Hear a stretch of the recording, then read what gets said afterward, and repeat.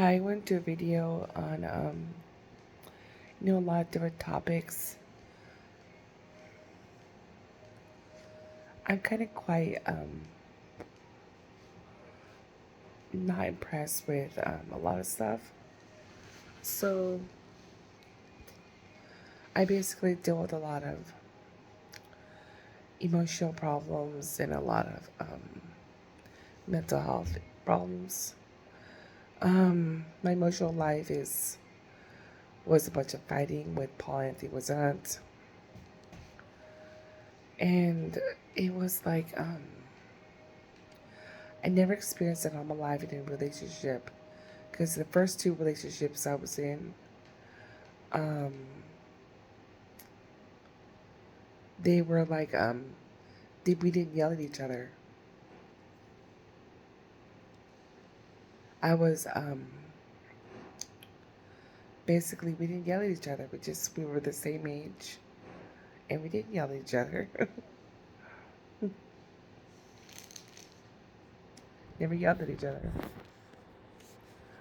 So I basically didn't think that um,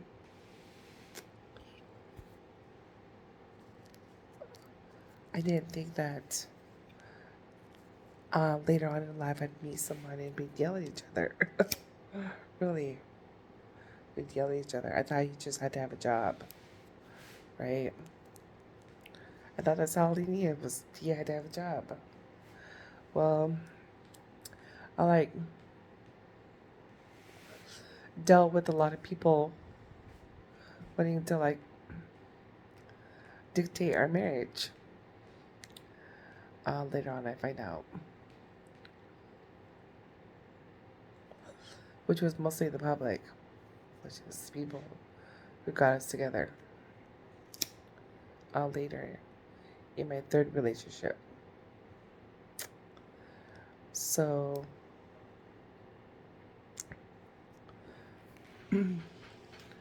so my first two relationships, they were kind of like weren't responsible, didn't have a job, had no money, but we didn't never fought. We never fought or yelled at each other. It's because they had no money to fight.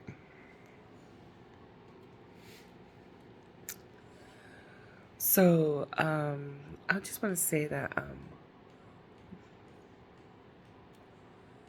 with all the fighting I had with my third, not third, but third person I was with, he was in a relationship before. He wasn't really in a relationship. He was just someone who slept on the couch, a homeless teenage boy. His name was Paul Anthony was aunt, and he got hooked on drugs. He lived with his family as a homeless man on the couch. Never had a job. No job.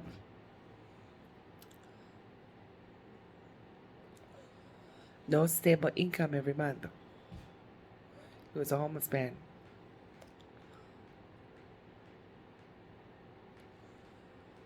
And he had nowhere to go.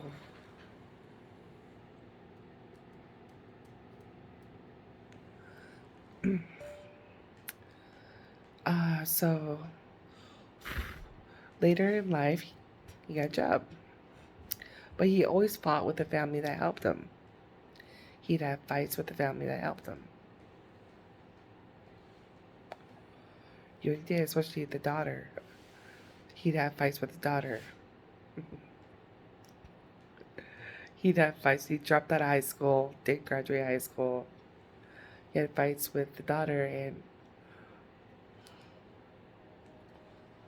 yeah, and they were the same age. They were the same age. They didn't hook up. They never had kids together. She liked other guys who dirty, drink, and just were scumbags. And because she didn't know how to stay with one person.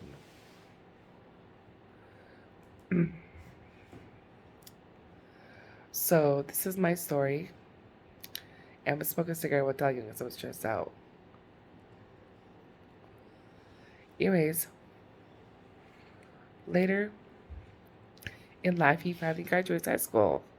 But he didn't. He dropped out, remember? So he got kicked out, couldn't go back. So he went to go get his GED. At the same year I graduated high school. So I'm kind of curious. A teenage boy who's older than me, who's older than me, who's older than me, graduates the same year. I graduate and he gets his GED. I'm like kind of curious. So we finally met in Aberdeen at this one lady's house. I know nothing of the Shermans. It was just my best friend at the time was Jennifer Holland. We hung out, we talked with each other, we did cool stuff, trip to Seattle and stuff like that. We did cool stuff. So my friend Jennifer Holland, um, helped me in a lot of ways. So I basically had to try to tell someone I need to get out more often. So me and my friend Jennifer, after I was 19, I had 2 years of independency. I was getting my own stable income. I was doing really good, you know. I was paying 1/3 of my rent. And so right now, basically when uh,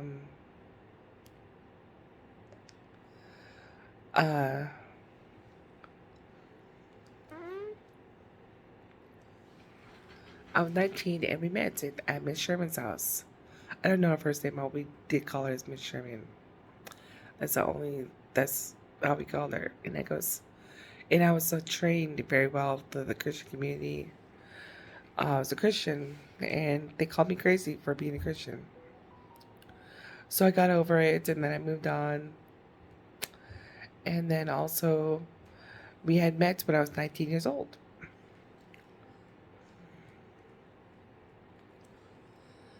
And I knew his history. I knew what he was. He was homeless.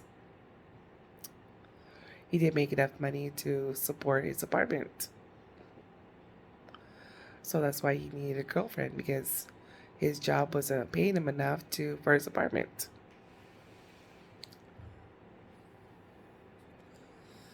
So we hook up, we go to his house, or we go to dinner and movie first, and then to his house, and then we were a couple, and then also about 2 years later we get married.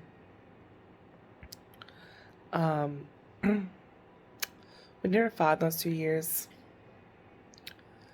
but we did fight after we were married.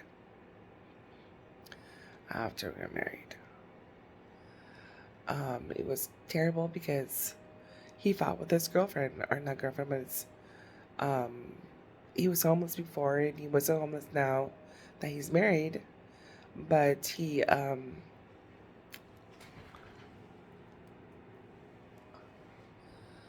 fought with his other people before, like really terrible fights. Just terrible fights. I was mostly quiet growing up. I'd yell at my brothers. Heck yeah. Yeah, I would. My mom would yell at my brothers too. My mom would yell at my brothers too, because they caused too much trouble. And us growing up as kids, JoJo would be the one that had too many kids. At first, we thought it was Israel who would have too many kids. It was at first. And then we thought it was JoJo who would. And it was true. JoJo would. Uh, so, anyways, enough about that. But, anyways, um, as we went about arguing, we argued for 20 years. 20 years argumentation. We argued for 20 years. We argued for 20 years at each other. It was just terrible. I never wanted a place like that. So I like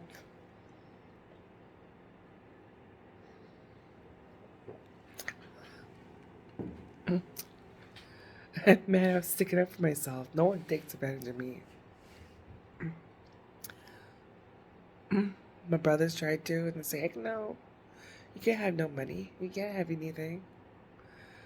And I'm like, they seriously tried. Paul, I think, was seriously tried to we have himself get paid more money and to not be homeless. Well, now he's homeless with my daughter. And he doesn't make enough money to support her.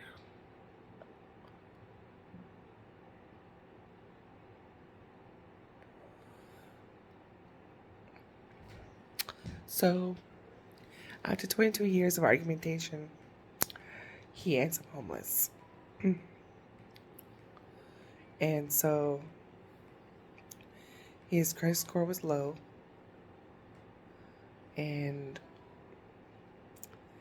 he basically thought that we could get a divorce to ease his pressure of money problems and his growing money to support his habit. At the end of the marriage, it was $2,000 every week for his marijuana habit.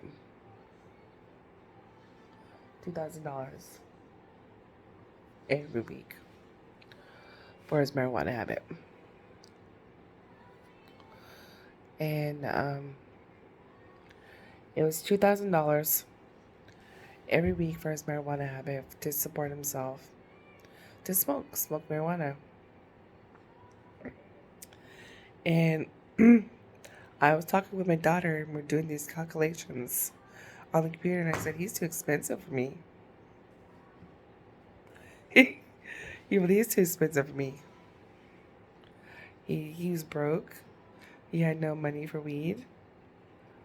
And he blames me. Kind of like what James Toronto does with his alcohol. So he blames me. And I haven't been spending anything. Haven't been spending anything. So he like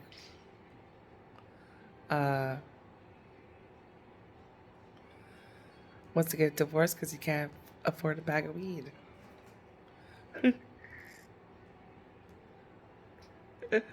Man, you have to be clean and sober in this world to make it get a high credit score.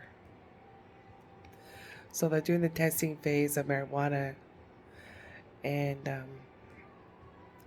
they're not making it because it destroys the emotional health and mental health of people. It messes with their emotional health, and then their mental health is affected. So I basically had to remember my other first two relationships, and he wasn't my age. Paul Anthony wasn't my age. He was like 6 years older. He was 6 years older, and he basically didn't do a good job as far as taking good care of me and my daughter. First of all, Paul Anthony does not clean himself. He doesn't know how to cook for himself. He doesn't know how to um, clean. Doesn't know none of it. Doesn't know any of it. So basically, I didn't know what to do for him, especially when he's afraid of water. He has a phobia of water, so he doesn't like water stuff. That means I couldn't take a long shower. I couldn't do dishes as often. Like, we had to limit our water stuff. And I love water. Growing up, I took long showers in the shower. I was clean all the time. I cleaned all the time. Like, even if you spray like that, the cleaner, he has a phobia over that too. Because it's water. There's water in it. It's a liquid. Paul Anthony has a problem with liquids. And if you look at him, he's like really dry. His face is all really um,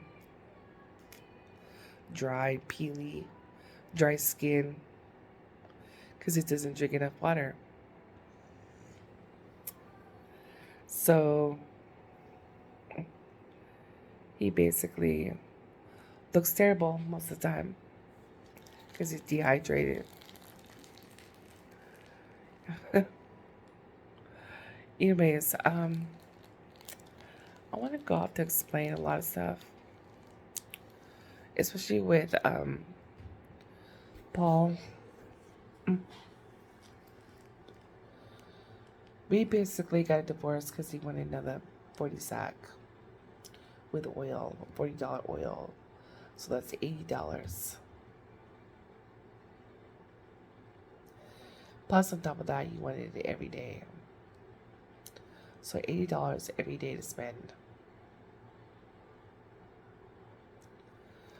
And also, he wanted $2,000 every week. Couldn't do it. It was just for marijuana only. And you have to be he smokes on the job. Today, in the year 2028, he does still smokes on the job. He smokes on the job. He tries to hide it behind everyone, but he smokes on the job. He takes his marijuana stuff with him, and he smokes on the road, in the van, even with the vape and the pen and the stuff.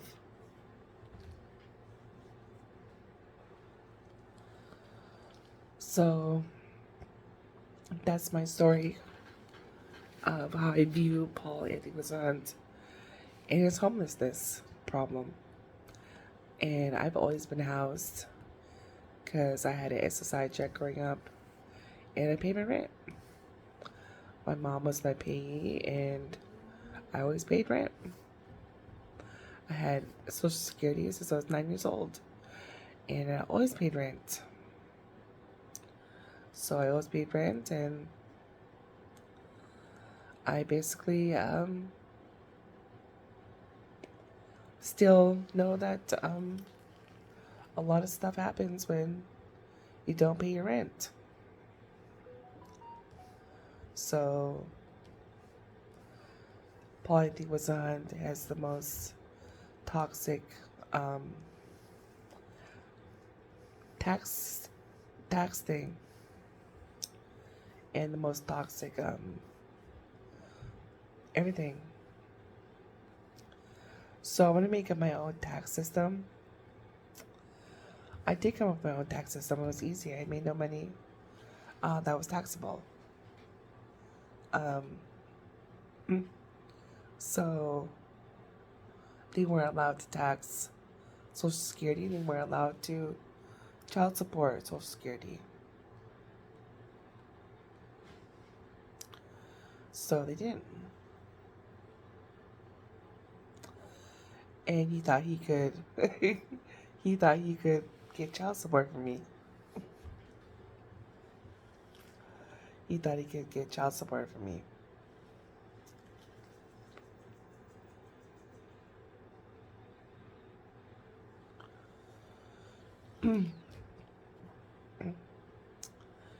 So he just basically took advantage of me. He only wanted a child for himself.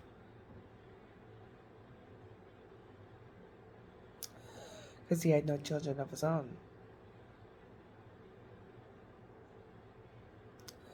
Even if that meant like taking advantage of me.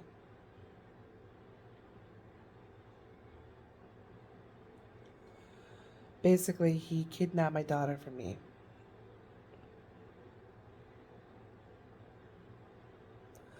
Paul Anthony was going to kidnap my daughter from me. Because he led the family to believe a lot of stuff. With James Serrano. So it's Paul Anthony was on and James Serrano.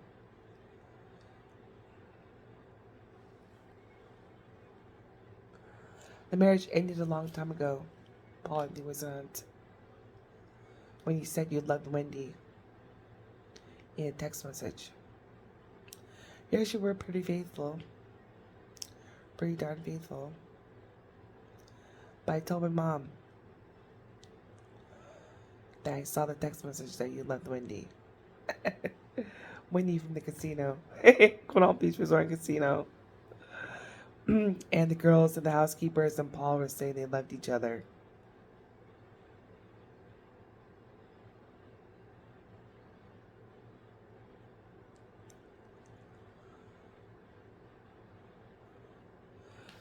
That is why we have the divorce. That's why I'm suing Quinault Beach Resort Casino for wrecking my life.